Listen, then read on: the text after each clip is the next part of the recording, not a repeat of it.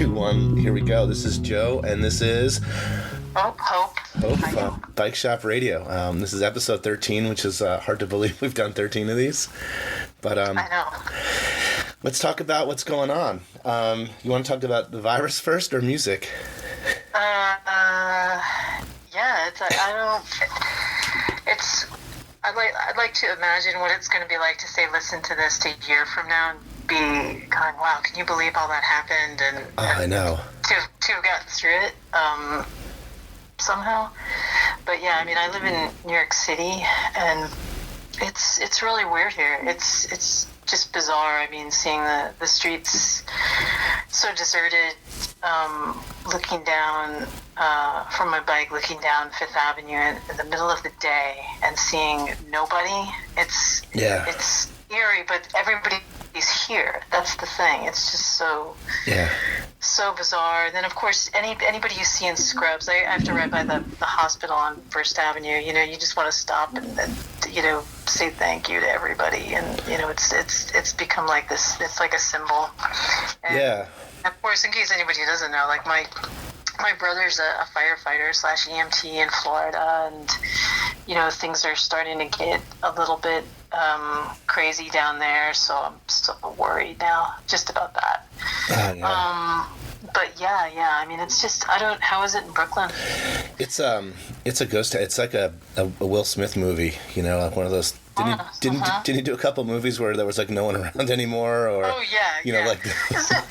It's weird because you fantasize about that in some in a stupid way. What if I was the only one left, or whatever? You know what I mean? And the reality of it is not as romantic. And you start extrapolating out, like, what are some of the good things that'll come from this? And it's like, wow, could the city be like this? Could the city be calmer and quieter? And could people do more distance learning stuff and distance corporate meeting stuff? And do we all have to get on the train and go? You wonder, like, what the city looks like when this is done, and what the model is when this is done, because I'm really interested in that, and that I'm hoping. Are you finding that because what they're saying now is that it's kind of I don't know if I would say it sparked it, but people are more conscious of their daily interactions with other people, and people are because of this trying to be more considerate or empathetic. And I think either that's in you or it's not in you. I mean, things wear off over time, and I always look back at, even after 9/11 in New York City, which people have been comparing this to that. And any of us who were here at that time, it's different. I think it's just two completely different things. But the 14th Street subway station, for months and months, people were putting up pictures of all the people who had been lost in 9/11. It was up for months and months and months, and it was just kind of you would pass by it every day, and you're glad that it was there to kind of memorialize all these people. But then one day they took it all down. It was just gone. And people just kind of, I don't want to say people forgot, but it was like everyone just sort of moved on. I think about that a lot. I think about what the city was like after 9/11, and the hope of people now appearing more human to each other, and how long was this going to last? And it didn't last long enough. Obviously, it just didn't. That feeling didn't last long enough, and it led to a lot of things down the road that were bad in terms of, or not. This isn't a political podcast, but it led to wars. It led to all kinds of things that weren't constructive. Right. And with this, there's this, thread of racism that runs through it that I wonder, you just wonder if this is just going to exacerbate that. Something that's just, the whole notion of it, it's ridiculous. It's just not important. Right. But some people, that's all the impetus they need to kind of justify hating people. But I found too, it's like you're just from the most base level, you're just conscious of your physical presence in the outside world. Even at my supermarket, which I'm sure they're doing a lot of places. This is in Manhattan again, but there's tape on the floor that measures out like 6 feet between you on the line. Right. And when I saw it yesterday, even, you go out once a week to get your supplies, like, I see somebody down at the vegetable aisle, I'm like, I'm going to wait till that person is done. And kind of give them their space, and just, or just cover your mouth or whatever. That's the other part that's so disconcerting. He's talked about like a Will Smith movie when you're walking down the street and everybody's got masks on. Yeah. I noticed in my bodega right next to me, if I open the door and there's like 3 or 4 people in line, I'll just leave and come back later. It's like, I'm not, this is, or I'll walk down the aisle and be like, I'm going to go down the other aisle right now and I'm going to work my way all the way back around and it's like in a maze almost where you're trying to avoid stuff. And the funny thing is, in the shop, we're allowed to stay open for a couple reasons, and I've chosen to stay open because I'm a one person shop here, so I don't have the staff that I'm endangering, and the volume of people is very controlled. It's one person at a time, and I don't have lines down the street. But I've been able to really take a survey of the people that do come in here and what they're it ranges from people that'll come right up to me to people that are like calling across the shop, and like throwing their credit card at you so you could run it. And I'm in the middle, right? I kind of, I'm not a hardliner and I'm not, ambivalent. I'm kind of a little bit of a wait and see, and I'm kind of in the middle of, of where I'm at. But I've noticed that I've gotten more and more into it. We had some, rules on the door, and I'm wiping everything down, and these are things that, a month ago I'd be like, whatever. But I was very kind of, I was very flippant in the beginning, but there's no denying what's going on, and this is a reality. Are you wearing gloves, or are you? No, I'm not. I'm not wearing gloves. Nor am I wearing a mask. I just don't. I'm not there yet. Right. But I have I think of you all the time when I'm wiping down all the surfaces, because you were great at wiping down all the touch screens and stuff. Yeah, this is just something I'm not OCD, but I'm one of those people that even if there's a keypad at a store, like I'll always use the pen thing to punch the keys, just because I'm so paranoid, especially when you're older, about getting sick and having worked in offices where it's like an incubator for whatever germ and stuff goes around. And I think I told a story. I very briefly was employed by Goodwill in Brooklyn, where I was running their store really briefly, and it was a mistake. I thought I wanted to go into nonprofit, and I ended up taking a very weird route into nonprofit, and it turned out to be a very bad fit. But get this is the crazy part. People bring stuff there from everywhere, and none of it's washed. It's very rare, and people will pull up in there to this gate and pull up thing, throw everything in this big bin that the store had there and all this stuff. And I participated in sorting things briefly, and you do wear gloves, but I still was so paranoid about it. At the end of the day, I couldn't wait to take a shower, and all this stuff. After about 3 weeks of working there, I got really sick. I got a virus of some sort, where I had a fever of 103, and I lost my sense of smell. It reminded me very much of to some degree, maybe what's going on now. It was definitely that type of thing. And I had a sore throat, chest, the whole bit. And I was out of work for a week with this virus. And I kind of I watched, I think, every episode of Friday Night Lights during that time. So some good came of this. Some good came of it. Right. But just being in proximity to all this very kind of, I don't know, some things were obviously contaminated. I was reacting. I'm one of those people who says, I don't get sick very often. I don't. It was shocking to me. It was scary to have that high of fever. But it's, even as a relatively healthy person, it occurred to me, it's you can still get really sick. I mean, I think that's the thing just to keep in mind, is that, even regardless of, they're talking about if you're older or you have existing health problems, obviously that's an issue, but no one should be complacent enough to assume that, it's not going to happen to me or whatever. And, hear the news, call them kids in quotations, those students from Austin. Hey, you're kind of you're breaking up a little. Your sound quality. Oh, can you hear me? Yes. Okay, can you hear me now? Yes. Okay. But on the news yesterday. You're breaking up. Oh my gosh. Yep. You're totally breaking up. People deserve it. Totally broke. Am I? Yeah, you broke up when you start talking about on the news and kids. Let's call back. Let's call back. Okay, hold on one sec. Do you want to call me? Yeah, I'll call you. Okay, call me back. Cool. I'll stall here while we're talking about.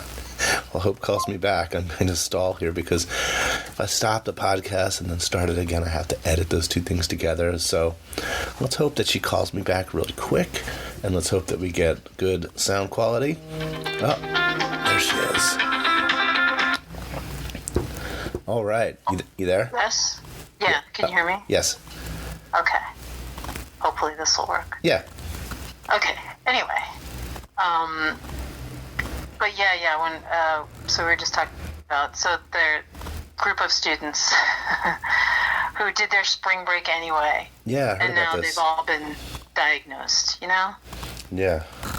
That kind of thing just it made me really angry last night, but yeah. And it's also, you start getting a sense of like, putting yourself at risk, and that's one thing to act kind of recklessly, but you're then putting so many other people downstream at risk, and that's, I think people are starting to understand this whole idea of, there was an article 2 days ago that I don't like posting on Facebook about these things, and I don't like using Facebook for that.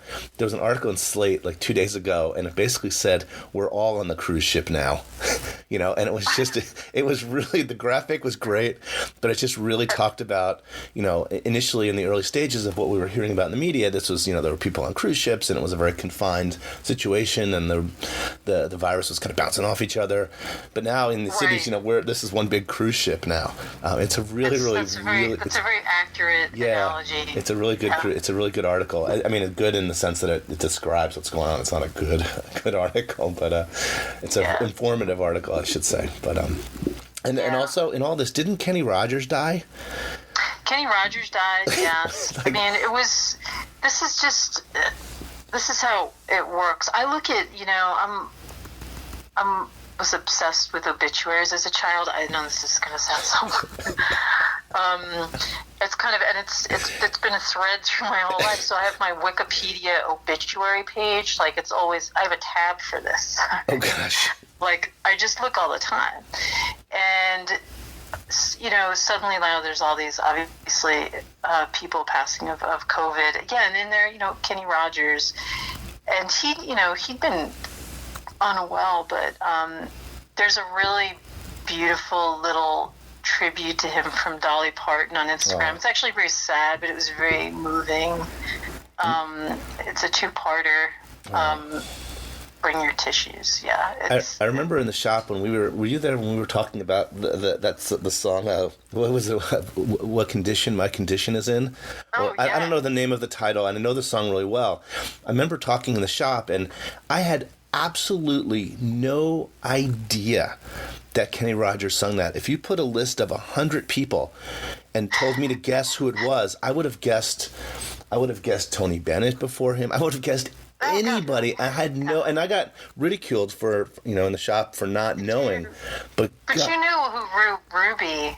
Yes, I mean, Ruby. yeah. I mean, I know the Kenny Rogers canon. I mean, I know the familiars and all those things. But in these kind of obituaries and in these kind of tributes that you started to see right before the virus really hit hard, it talked about his early psychedelic days and some of those things that I didn't know anything about. I didn't know he sung that song.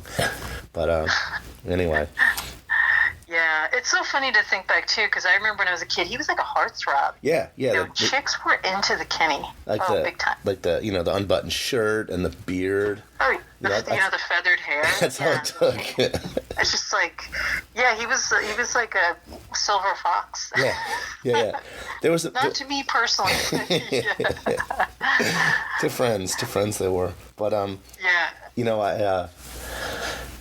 Yeah, so, as I was kind of relating to you, because you were my only outlet to music right now, by myself in our bike shop, and, left to your own devices, it's interesting where your music interest will take you now that you have no one to really answer to, except, the embarrassment of when a customer walks in and you're listening to something stupid.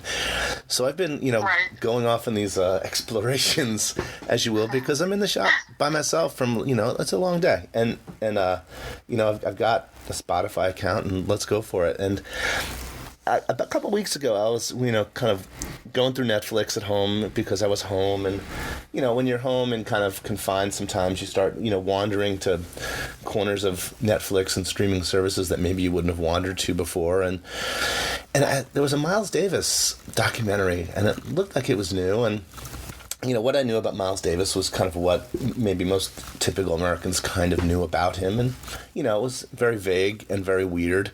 And, Right. You knew that there was something there, but, it wasn't a world that I knew anything about.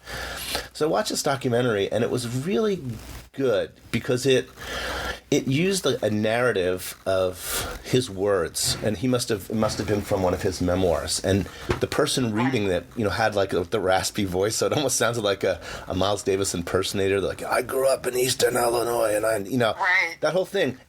But it was done really well, and also it was done well because it pulled a lot of people, his contemporaries that are still alive, into, the talking head side of, the way they do documentaries. And it was, rather unapologetic about, his treatment of women and his vices and his shortcomings. But you came away from Right. it like, I was blown away. I was just blown away by, the virtuosity and the modern day kind of comparisons to musical genius, just a genius, so far beyond, really anything else that was going on at the time. And I was like, whoa, it just blew me away. Right.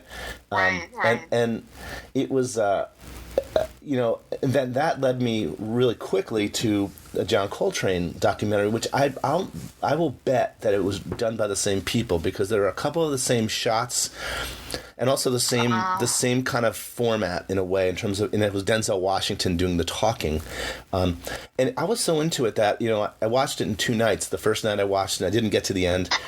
The next day, I because I didn't know how he died. I didn't know how the story ended. I mean, I know the story ended. This is the John Coltrane story, but I just didn't know how it ended, and I didn't look at Wikipedia all day. I was like, I don't want to spoil it. I want to go home and really and really watch how this whole thing plays out. And watching that, I was further blown away, and I was like, I'm going to listen to some of this stuff in the shop, and certainly the jazz awakenings of a middle-aged white guy are not the most important, musings in the world, but it's like, join the club, Joe. You like John Coltrane now, great. But I tell you, what's that? I was going to say, like we always say, it's like you were just ready for it in your life. You know what I mean? The time was right. It was yeah, the time was right. Yeah. My situation in the shop was right. The situation of what's going on in the world seemed to be right. I was looking for something new. I had playlists that I play all day, in the shop, and invariably, someone would walk in when the dumbest song in my playlist is playing, and it certainly, exudes, the atmosphere of the shop. If the Downeaster Alexa is on a Billy Joel song, Right. So, but kind of letting jazz roll all day kind of really calms me down. It really sets the tone. People come in and ask me about it, I don't know what you're talking about. Oh, this is cool. This is that people that come in know a lot. Everyone on the planet knows more about this than I do. But people come in and ask me questions about it. It's like, you got to understand. I'm like I just got started here. This is and the other thing is I feel like in the research I'm doing, and in the audio research and in the the online research that I'm kind of digging around, and it's like this whole other planet that existed right in front of my face. That like there's like time frames and dates and interactions and concerts and famous quintets and all of these things that happened in parallel to the world that I thought I knew musically. Like and you were describing too, because you ran the jazz section at HMB and Virgin. Yeah. How many years did you do that? I mean, were you in that? That was on the way. God. That was on the way to becoming the rock and roll. You have to work your way up through the departments. At HMB, I did it for I guess 5 years. That in particular. Whoa. Where I was in charge of the those departments, but jazz to me was it's weird until and also I had the good fortune of being around some people who genuinely loved it, who were fans, that I could approach very innocently and be like, well, what would you recommend if I like this? And they would just know. It's like, oh, here's, this is the thing. Because with jazz, it kind of, you need your hand held. It's hard. You can't just kind of walk in raw. Yeah. There has to be something to kind of lead you, whether it's a documentary or whatever, or even somebody, a good entry point. This is such a cliche, but I found it to be true. The two jazz records that people would always buy, or say three, that for people who are novices, it would always be Miles Davis, Kind of Blue, Dave Brubeck, Time Out, or Coltrane, My Favorite Things, usually. Right. We would sell this back in CD days, tons of these things. I mean, when I say thousands, I'm not even kidding. Like over time. But those were always a good sort of entry point for novices to get in, and I came to Miles Davis in also a roundabout way, which is I'd heard one day a long time ago, like they were playing the soundtrack of Porgy and Bess in the store, and I was like, well, because it's very mournful, kind of melodic, and that was my entree. But that's just how it works. You just need, it's not like all of a sudden, jazz. You need to kind of be. And people are intimidated by it too. They think, well, I don't understand it. And then there's hardcore jazz fans who say that they also employ that's like, y'all just don't understand. I've been listening to the big one. I've been listening to that I can listen to. I think, and I find myself humming it on my own. Is the John Coltrane Love Supreme, which is just like classic. Like his final like opus of a work. It's just like kind of blows my mind. Like, and I hate to say these things. I hate to sound like man, but it's just like when you watch these documentaries and the people were like, oh, his music was able to tell a story without words. Like, that's like the cliche, like, even classical music. But I swear, it tells a story. It's like there's a story in my head about what I'm listening to. And it's a weird thing as opposed to 2 Tickets to Paradise, and in terms of like 3 minutes, I know the song and it's done. Eddie Money is telling you the story. Yeah. It's kind of like it's that same thing, Eddie Money. Yeah, he's giving you the coloring book, and you're just the outline's already there. You're coloring it in with your own personal things to it. Right. Yeah, with jazz, but that's the whole argument with jazz. It's like it's too demanding, or you have to be passionate about the actual instrument that's being played, or to have done it as a child or something. But it's not that. Music's all just feeling, as Janis Joplin would say. It's like, it's just about feeling. It has nothing to do with kind of how it's constructed. And I find that my time at the shop kind of lends me, I have it's not like I'm working in an office and I have it on a headphone, and, the fact that I can let it run during the day and just let it run. Right. And, there are things that that I interact with, there are things that kind of grab me, and I look, I go, what was that? And like yesterday, I did a whole Herbie Hancock day just because I was like, I really want to, understand him a little more. I want to, right. Because there are things of his that I knew, but there's a lot of things I didn't know, and so I did a little bit of that yesterday. But it's just a whole other world to me that it's exciting. Like it's an exciting to discover 50 and 60 and 70-year-old music, but it's there for the discovering, and I'm really enjoying like my time. And I wonder, in the old shop, when we had a bigger staff, if I would have been able to do this, and I probably would not have. I would have encouraged it. I love that. There's nothing that beats that feeling of discovery. I mean, right now, and I'm sure we'll talk about it, about comfort music, but yeah. I love, I always say, like, for me, my wheelhouse, if I find out about an R&B or soul record that came out from 1971 to 74 that I haven't heard yet, that's thrilling to me. I love that there's still things, older things from the past that can be new to you, that you can discover that it hasn't all been touched. I mean, that's one of the great, beautiful things about music. I mean, there is a finite amount of it out there, right? There is, like, records in 1972 aren't being made anymore. They were all made. Right. So it's like trying to find them all, or trying to find new ones. There is and there isn't, though, because there's this whole subculture of people who try to find private press records, things that were just made by some guy who lived in Kalamazoo, Michigan, who wanted to be a gospel singer, and and there's people and record labels like Light in the Attic and Numero, who are two kind of cool indie labels who dig this stuff up and put it out. It's completely fascinating, and some of it's very amateurish, but some of it's completely beautiful. Like it's just staggeringly beautiful. Well, wasn't there a woman who we listened to in the shop from the early '70s who kind of was discovered or had been rediscovered? What was the name of it? Oh, well, we were playing. Her name was Linda Bruner. She does a cover of Wichita Lineman. Oh, that's and right. she's somebody who I think Light in the Attic label put it out. Another person, it's like no one knew what happened to her. Right. She just made this one record, so there's a really interesting story attached to it.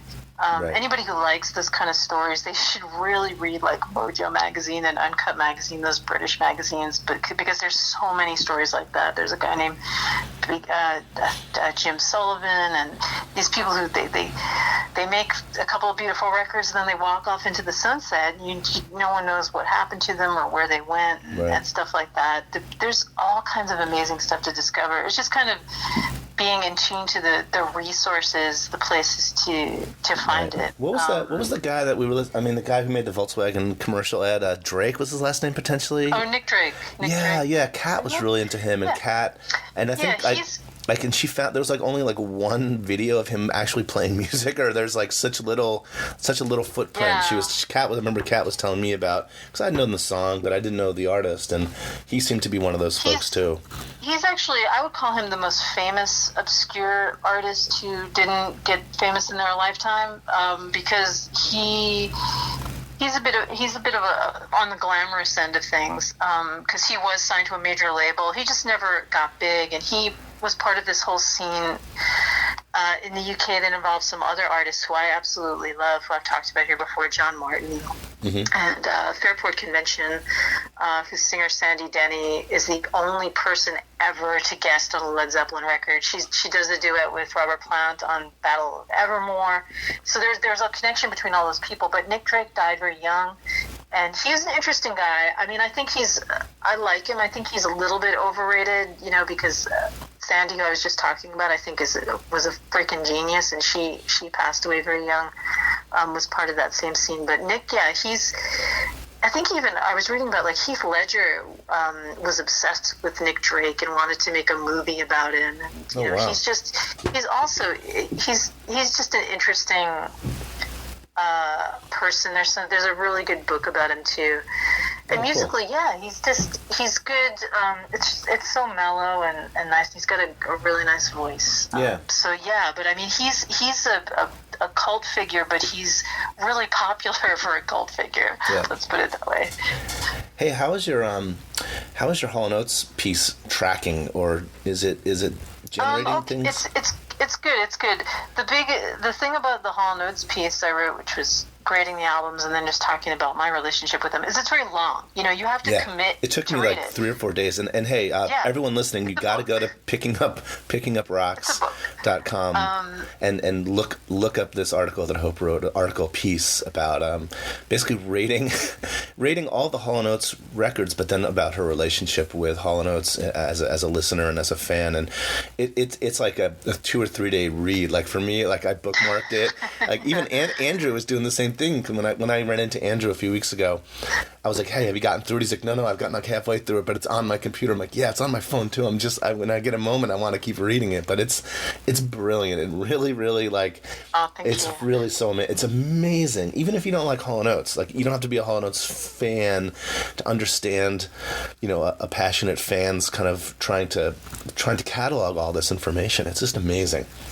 Right. I'm so glad you like it. It was truly a labor of love. I've never ever written anything that long before, and part of it too. It's almost beyond Hall & Oates. It's just about fandom, and like especially when you hit a certain age, and and we'll talk about Van Halen later.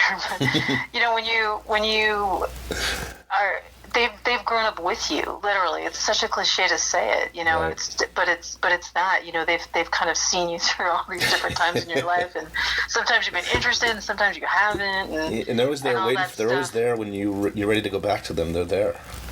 Yeah. And like we were talking about, like comfort music and during these times, and it's for me, like I was in that Hall & Oates groove. Obviously I was writing that, and then all this happened, and fell into like this kind of moody classical thing where I just didn't want to hear people singing for a week. And tell me about your thing with documentaries with the animals.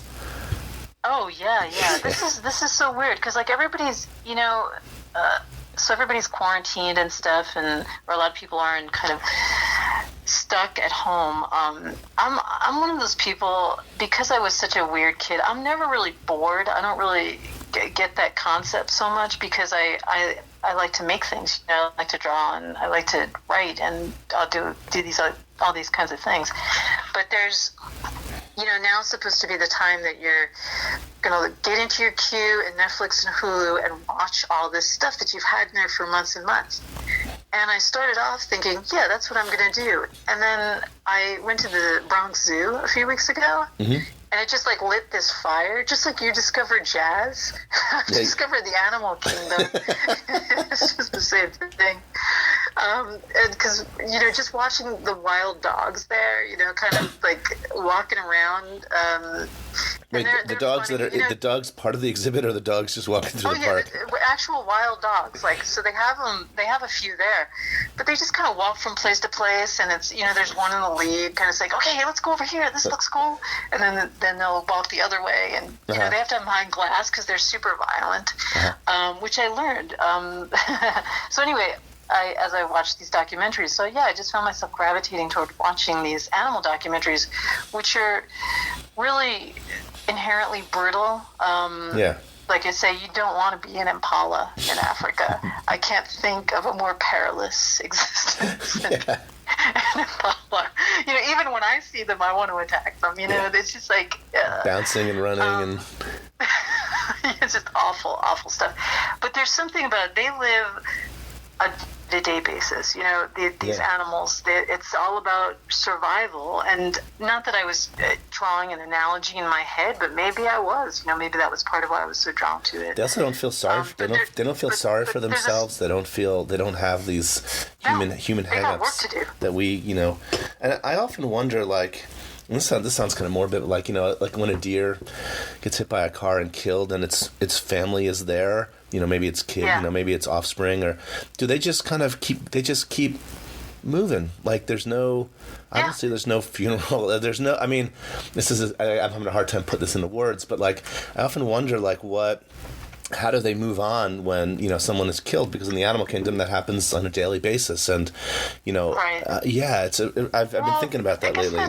I guess it has to do with how developed their brains are. As everybody probably knows, like elephants are very, apart from like apes and things, they have a real emotional life, and there's the documentaries I watched with the elephants, it's a matriarchal society. I mean, these are intelligent animals, and they mourn when other elephants pass. Like, really? That's the thing about watching some of these shows is it's the the whole scope of life. So some of it's very joyful and sweet, some of it's really brutal, and some of it's really sad. It's all sort of encapsulated in these things. They want to take you to all these different places, but they mourn the death of other elephants, and you'll see them reacting. But they do have, but then they have to. The herd has to survive, so they have to keep moving and feeding and doing all these things. It's just, in watching this, it's like, and obviously there's places in the world where this is a real human existence situation, and in a way where we're so removed from it, you forget. Right. But yeah, this kind of where you can't see past the next day, but they're just programmed not to. You know what I mean? It's just not how at least from watching elephants, it just struck me. It's like that's how they live. Yeah, they're not planning for their retirement. They're not. No. It's just straight up about survival. Yeah. Which is not to say they're not enjoying themselves. There's plenty of sweet moments during the course of the day.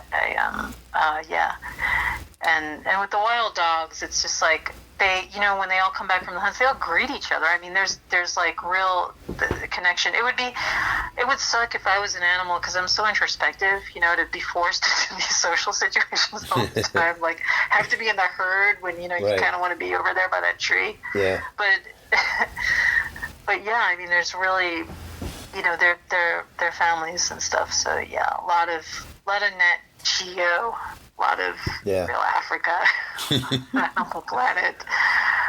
It's really funny that my jazz exploration and your Animal Kingdom, they're very similar. Very so. I never think about that. They're very, very similar. And you're never going to be able to disassociate them from how you discovered them either. Because, like I was mentioning Friday Night Lights before, I now, when I think of it, I just think about being really sick in bed, I mean, if I watched it, I'd probably feel sick. Just because it was so ingrained in that particular moment. My two biggest jazz feelings before I kind of started to get into it slowly were, I think on The Simpsons, Krusty the Clown had an album cover of kind of blue with him on the cover.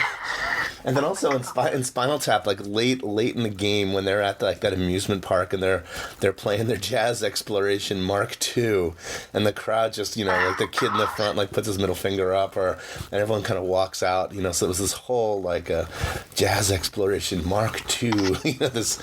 But anyway, yeah. Do you like, and so as far as Miles Davis though, you like which album is the one that's like I don't know if I'll get censored by saying this, but I like Bitches Brew a lot. I love it. I love it because it's kind of like, as I'm understanding the chapters of his career, I understand, and also interestingly enough, it was made in my birth year, which is 1970. So that's kind of I'm tied to it. Also, the album cover is like unbelievable, and I think that I remember in the documentary, I'm not wondering too clear, but there was a part of it when they were kind of producing his albums and what would go on the cover.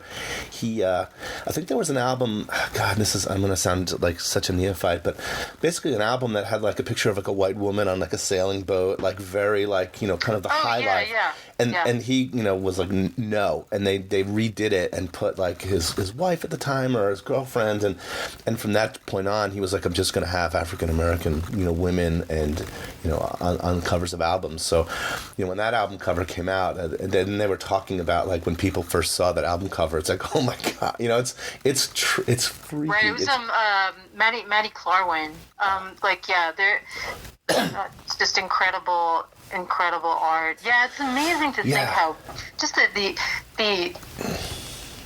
inherent, the racism in the 60s where they were, all these like hardcore jazz records would have like some white couple on a beach or because that's who they were trying to sell it to. This was like not to scare people away. Right, they were trying to sell this lifestyle. So that was really, really cool. And the other thing was that in watching the John Coltrane documentary, I was driving through Long Island last week to deliver a bike to East Quogue, and I went through Dix Hills, and I'm like, I want to get off and find the house that he lived in. It's like he lived there, and I could probably find the house, and it's probably like 10 minutes off the LIE. I didn't because I just wasn't there yet as a person that's into it. Joe, wait. Oh, can I call you back? You're breaking up on me. Yeah. Give me a call back. All right, so we're having more technical difficulties this morning, and here she is. All right, you there? Okay.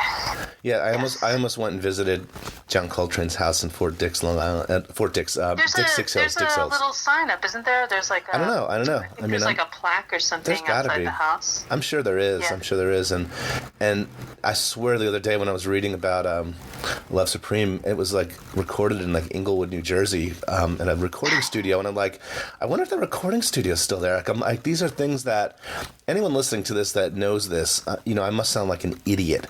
But, this is the musings of someone in his early stages of trying to poke around in this new world that I've stumbled into. No. I think it's, there's no place for elitism in music. And in a way, the jazz fans have that reputation of being very judgmental of people who don't understand jazz or say, I don't like jazz. But I have known personally jazz people who've been more than willing to share right.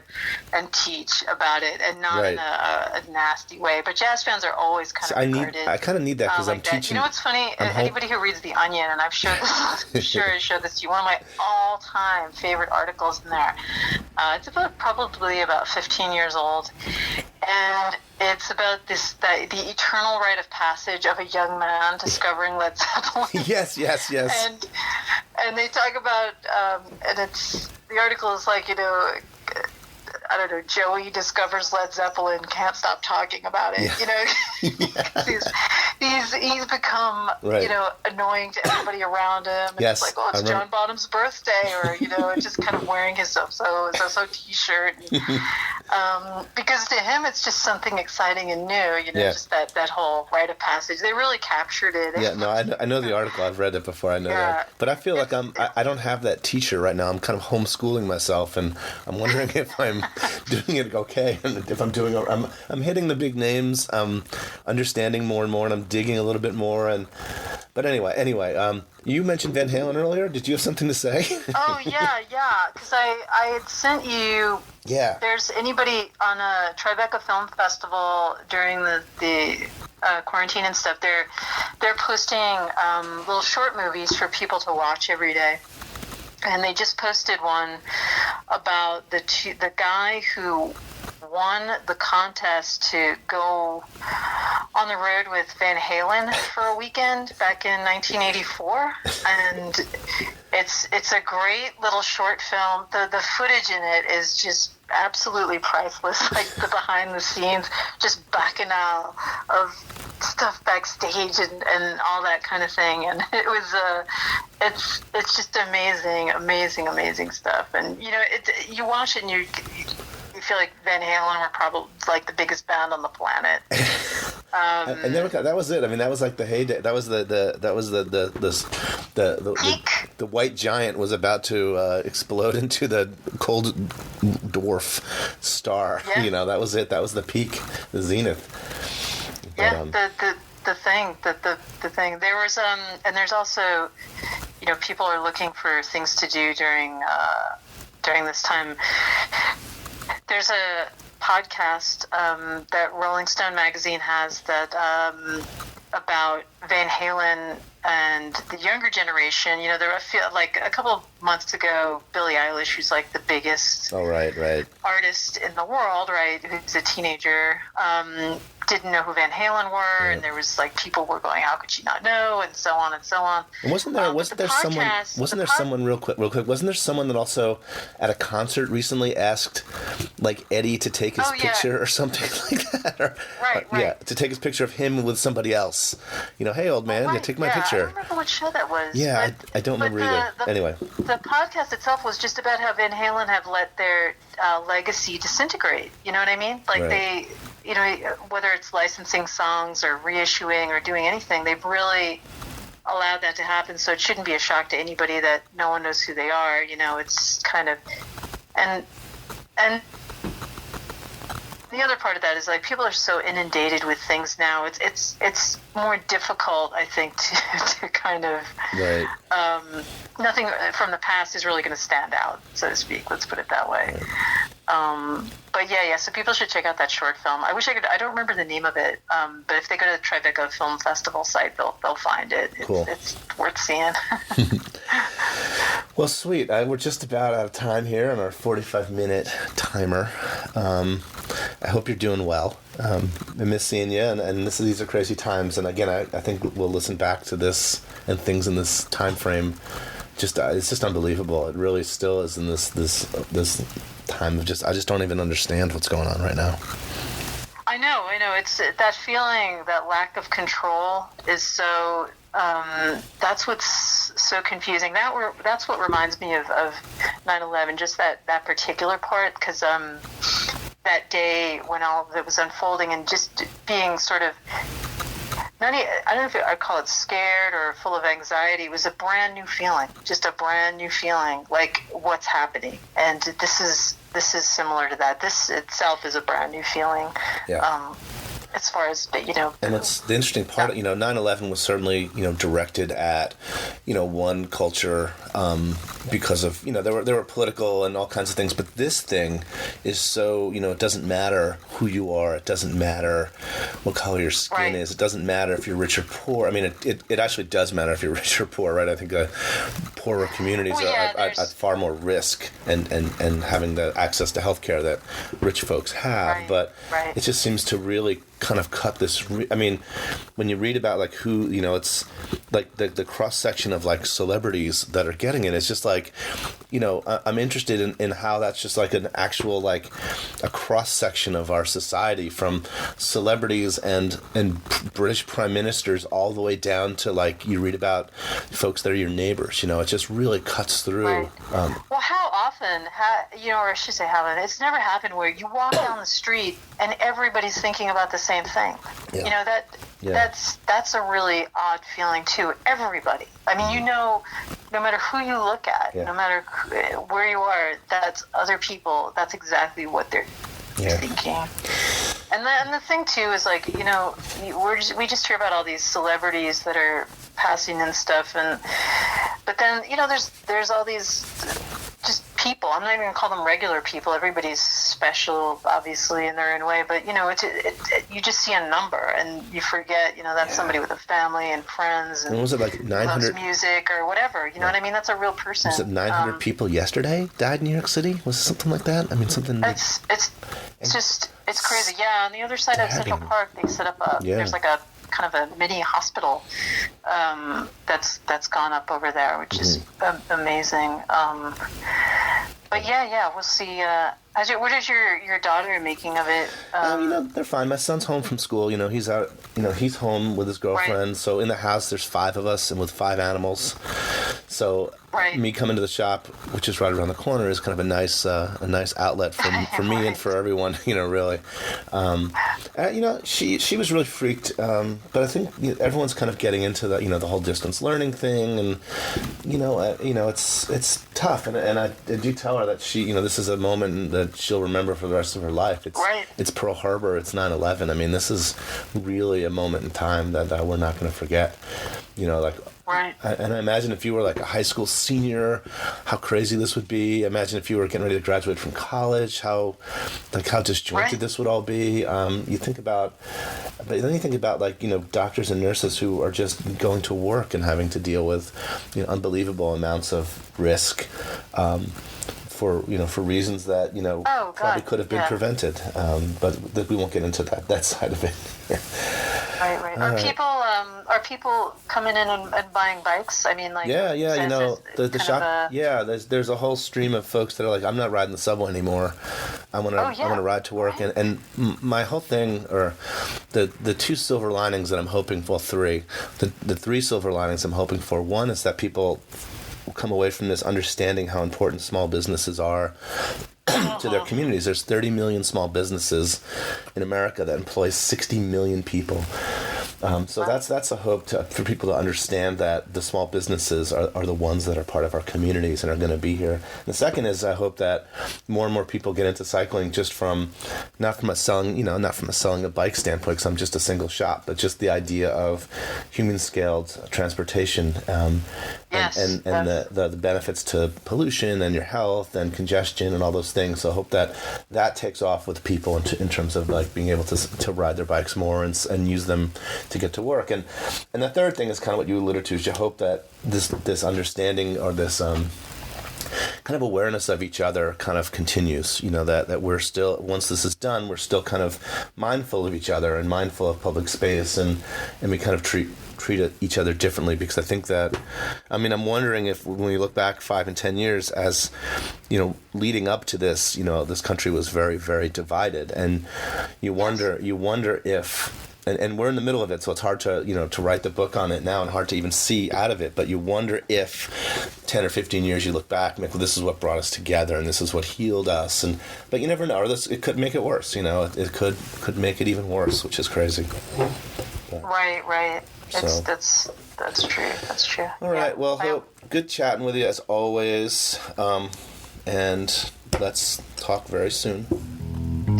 Yes, awesome. Okay, and everybody take care of themselves. That's right. All right, hold on one sec. I'm going to end the podcast right now.